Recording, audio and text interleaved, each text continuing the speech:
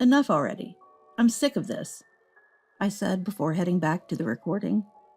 The model who got the gig through her father's connections muttered. I'll tell Dad about this, she threatened. You'll regret making my daughter cry. True to her word, I was demoted to a local broadcasting station. But I was determined to prove them wrong. That's when someone unexpected showed up. I'm Derek Watson, an aspiring director. In college, I got hooked on a variety show and ended up joining the production company that made it. It was a grueling job, but I loved helping comedians reach a wider audience. Becoming a director who could count on these funny folks was my dream. Now I'm discussing next week's variety show with the producer. Watson, what props are we using for this segment? Well, that comedy duo is great with physical comedy, so I'm thinking of getting some quirky props. We're planning to have a comedian who won Last Comic Standing and is slowly gaining media attention as a guest. Not widely known yet, but with the right impact on the audience and a little help from social media, they could really take off. It could be their big break and start a trend where appearing on our shows means making it big. I love the challenge of figuring out how to introduce this comedian to the world. Hey, your phone's ringing. Oh, sorry. I stepped out of the conference room with my mobile phone. Hello. Watson, long time no see. How's your schedule looking for the week after next? It was the director from my previous show. The week after next? Let me check, I said, checking my calendar. Looks like I'm only handling a couple of studio segments. What's up? How about leading a special program? It's time you handled the biggest show. Really? I'm in. Great. I'll get back to you with the details. I hung up with a huge smile on my face. The schedule for our special program arrived from the director, and the day of our first meeting finally came. Looking at the list of trending comedians and celebrities, my mind was like a buzzing celebration. All I could think about was how to make these people shine in our show. While walking and talking with the assistant director who'd been handling the emails, I was approached from behind. Mr. Watson, long time no see. Ah, Mr. Sanders, it's indeed been a while. Heard you're a director now. I'm looking forward to it. Stop it. I'm only here because of the producer. Jokingly cheerful, Sanders was followed by a woman who looked bored, fiddling with her mobile phone. Noticing my gaze, Sanders introduced her, as if just remembering. Ah, this is my daughter. She started modeling, so I thought I'd get her on the show. Is that so? Nice to meet you. She briefly glanced my way, then went back to her phone. Her name's Nora. Treat her well. I followed Sanders into the meeting room, laughing along, but with a hint of unease. This special program was apparently using several teenage popular models to capture the young demographic. Among them was Nora Sanders, but honestly, her fame was minimal, so she might have to bear with some comedy roles. After the first meeting, I immediately started working on the plan and script. Since I had to handle regular show recordings, I quickly finished the script and asked the assistant director to email it to producer Sanders. I couldn't respond right away, so I handed another version of the plan to the assistant director, just in case. After recording, I checked my emails and muttered in surprise. What? What does this mean? The email from my assistant director included a script with numerous revisions suggested by Sanders. Sanders, known for his on-set input, but not for meddling in scripts, had surprisingly made detailed changes. His preference for not saying anything in advance and going with our plan on the day was one of his good points. Convincing Sanders used to be my job when I was an assistant director. I hurriedly called the assistant director. What's with the script? I asked, unable to hide my irritation, tired from the recording. Well, about that. Turns out Nora was giving her input while Sanders was checking the script. I'm okay with it, but the talents are complaining. You can handle it, right, Watson? Sanders apparently told the assistant director. It was clear from the edits, focused solely on Nora, that it was more about her concerns. Ugh, if you want to make it, put in some effort. I couldn't help but grumble. I had designed her part, so she just had to stand there, making the show work, without needing to comment, or change, or challenge a joke. Being mocked by comedians and just reacting is one of the easiest jobs. She seemed dissatisfied with that, just wanting to appear on TV as a cute model and be admired. Gain some popularity first, was my real thought, but realizing I'd encounter such talents in the future, I told myself it was a step towards becoming a director of bigger shows. I'll have the script revised, ready by tomorrow night. I told this to the assistant director, who sounded weary from coordinating with Sanders, and then hung up. After several more revisions, I managed to suppress my near-explosive anger as we approached the first day of filming. We planned to shoot introductory shots and brief interviews with the models for a pre-shoot segment. As the models waited in the bus, the assistant director rushed over, looking flustered. "Mr. Watson, Nora hasn't arrived and we can't reach her." Checking my watch, it was the scheduled meeting time. We told each talent to arrive 15 minutes earlier than needed, just for situations like this. Well, she'll probably show up soon. I reasoned she wouldn't miss it after all the fuss about the script. I told the other talents that Nora's previous engagement must be running late, and decided to wait a bit longer. However, my assumption proved wrong. Nora was nowhere to be seen, even after 15 minutes, and there was no callback to the countless missed calls. We can't wait any longer. Let's head out. In the end, Nora never showed up for the shoot. Nora didn't come today. What about her introduction VTR? Editing is next week, right? Have her send a selfie with her mobile phone by this week. After telling the assistant director, I headed home. While editing today's footage, I got a call from Nora. "Ah, Mr. Watson, it's Nora. When's the reschedule for today?" "No reschedule. It's just an intro shot, so you were supposed to shoot it with your phone." "Uh-huh. Isn't it usually shot professionally?" I was at a loss for words. "You should have come today if you wanted it shot. You didn't answer your phone, right?" "I was busy with various things today. Just got free, so I'm calling you now." I could hear dance music and excited girls in the background of Nora's call. Busy partying? What are you talking about? Networking? Business? I was too incredulous to even get angry. Anyway, just shoot it yourself and email it to me. Nora started to say something, but I cut her off and ended the call. The following week, I met the assistant director in the editing room. She brought the intro VR data. "I ended up shooting this because Nora called me. She's really unbelievable." "Well, she is Mr. Sanders' daughter, so let's not make it too public. Next time, it's okay to refuse. My bad for having refused her first and sending her your way." It reminded me of the times I used to vent to the director. "As an apology, I'll treat you to a nice meal today." "Yes, and I just thanked Nora a bit." "You're too simple." "Well, it all depends on the footage you shot, right? Got some usable material?" "Of course, I shot it well." Creating a show together feels like being in a club. I enjoyed the atmosphere of crafting something as a team. A few days later, heading to a 2-part food review shoot, we were again at Nora's mercy. The first part was a food walk around the city, and the second involved a game where the winner gets to eat delicious sweets. During the first shoot, Nora suddenly sat down. "My feet hurt, and I can't walk." Despite being told we'd walk around the city, Nora, who came in enamel pin heels, seemed to have developed blisters. We had to stop filming and offered her a Band-Aid. "Not this. I need one for blisters." "Sorry, this is all we have." "Then go buy the right ones. I can't walk otherwise." Initially, the staff and co-stars were worried about Nora, but gradually they began to feel irritated by her selfishness. "Sorry, but we're almost at the stop. Can you bear with it until then?" Reluctantly, Nora accepted the Band-Aid, seemingly sensing the atmosphere around her. While Nora was getting ready, I focused on chatting with the co-stars to lighten the mood on set. "Okay, let's go. And, oh, did my stomach just rumble? Did you hear that?"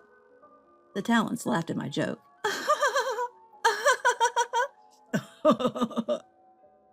Okay, for real this time. Starting. 3, 2... We finally made it to the restaurant. While the assistant director was confirming the cooking segment, I sat down and decided to speak with Nora. "You know, I think you should have a bit more professional awareness. Not showing up for the shoot or causing delays because of personal issues might seem minor to you, but it's actually quite unprofessional. So, TV is all about pretending? You want me to act like my feet don't hurt? Do you even know what setup means? I'm not saying just endure it, but you knew we'd be walking today, so you could have worn comfortable shoes. Or, if you really wanted to wear those, at least bring blister band-aids.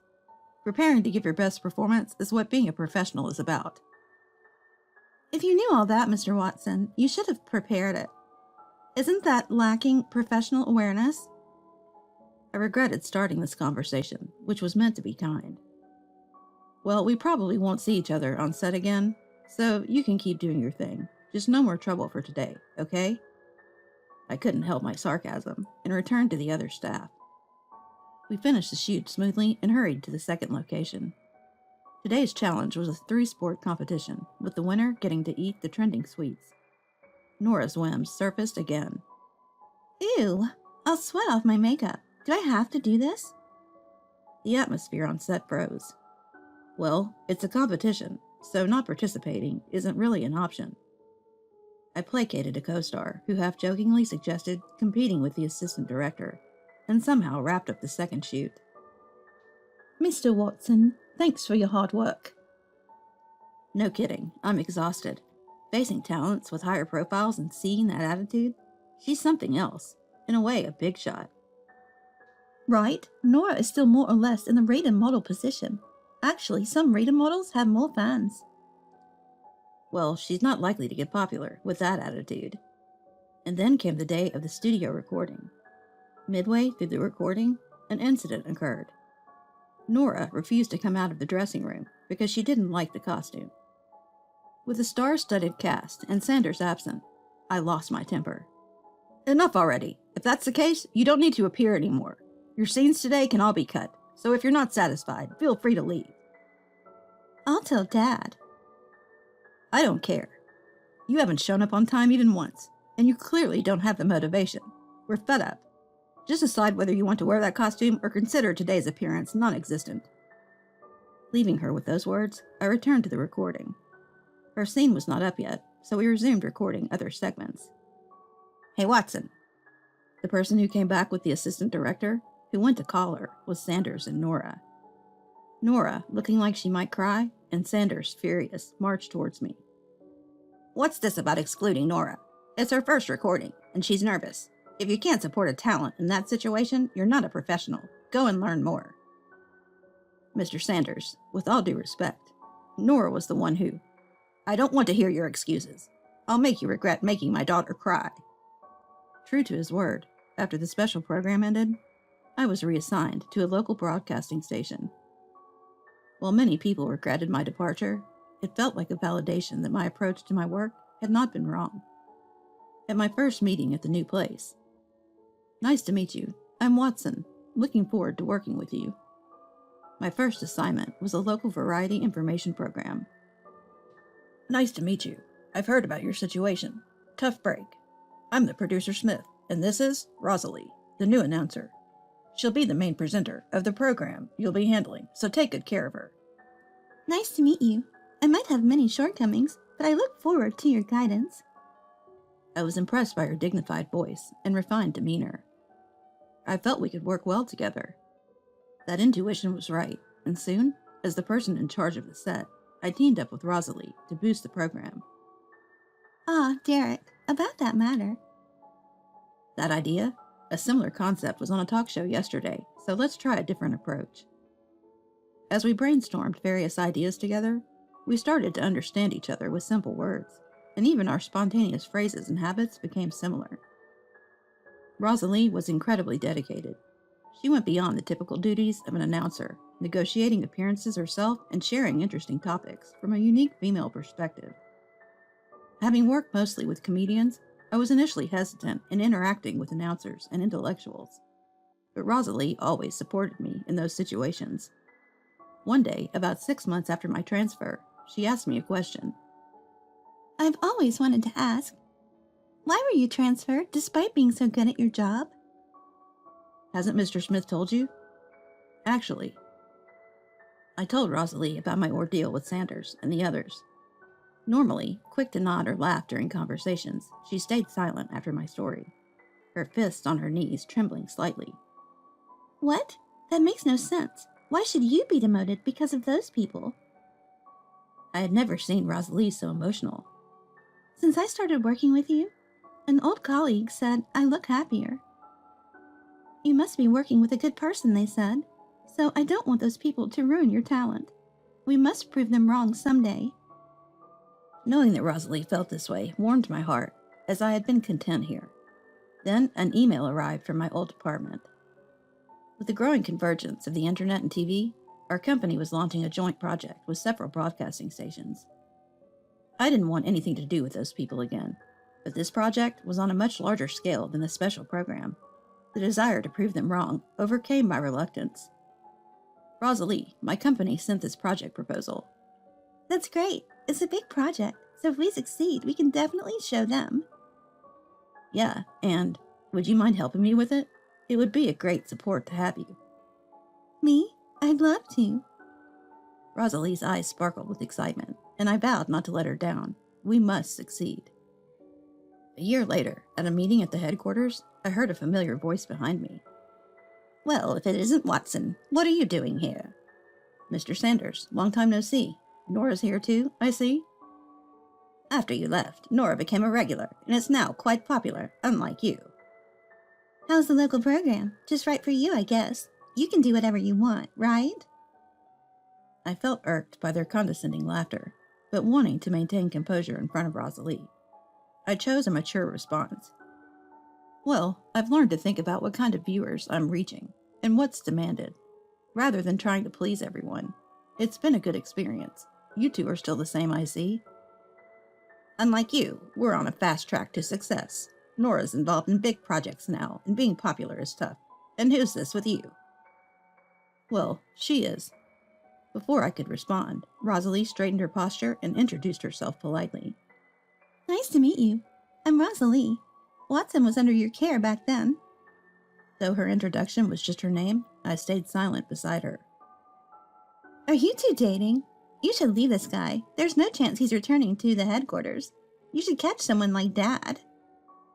No, they're a good match. Living a modest life in the countryside must be blissful. We're so busy we can't even rest, but they have all the leisure in the world. Oh, right. They're perfect for each other since neither can succeed. Glad you found someone suitable. Sanders and the other continued to mock us theatrically, and I barely held back from lashing out.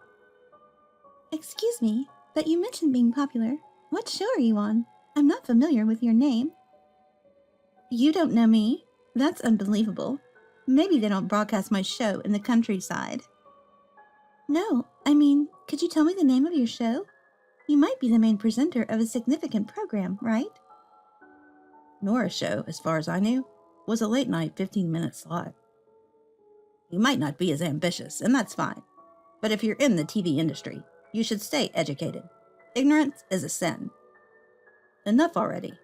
Listening quietly while you say whatever you want? As I finally could not hold back my retort, a figure appeared behind Sanders. Are you Mr. Watson? It was the head of the TV station. Yes, that's me, but how do you know my name? See, I told you not to come, Dad. Rosalie's words, tinged with a slight dissatisfaction, caught me off guard. Sanders seemed equally shocked. Dad? I always hear about my daughter from you. She can be quite stubborn, so I hope she hasn't been causing any trouble. Trouble? On the contrary, I'm grateful for all the support she's provided. It dawned on me then. Both the station head and Rosalie shared the last name Nelson. That's why Rosalie didn't mention her last name. Well, that's good to hear. Since meeting you, she's finally started making sense.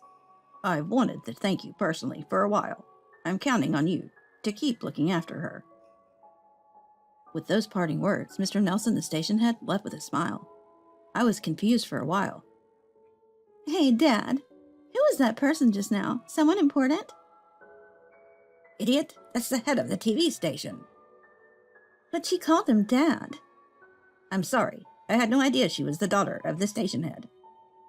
While I was dumbfounded by Sanders' sudden change of demeanor, Rosalie merely smiled and turned to leave. Come on, Derek. The meeting is about to start. Let's go. Rosalie pulled me towards the meeting door. On the way back, she explained that she chose a job in the local area because the daughter of the station head, people in the headquarters, wouldn't have taught her properly, being too cautious around her. It seemed almost no one knew she was the daughter of someone in the same industry. Hey, Derek, don't start treating me differently. Because I'm the station head's daughter, okay? Got it. I'll try not to make a big deal of it, if I can. You can, Derek. In fact, I need you to. Before approaching me, the station head had been listening to our exchange with Sanders and conducted some inquiries around Sanders and his associates. One revelation led to another, and it seemed that Sanders was eventually ousted from the headquarters. Rumors spread quickly in the small industry. I even heard that some local stations were refusing to work with Sanders. Whether true or not, it was evident that many were relieved not to have to work with him anymore, especially after his forceful recommendation of his daughter.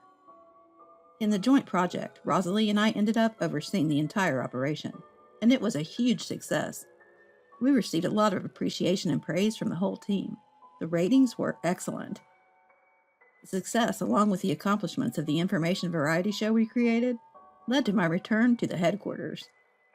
2 years later, Rosalie, having gained substantial experience and skills in various programming from the show we created together, was transferred to the headquarters as a hybrid announcer capable of handling both variety and news. After 2 years of long-distance relationship, Rosalie is finally moving into my apartment tomorrow. I'm not sure what the future holds, but I feel like with Rosalie, we can get through anything.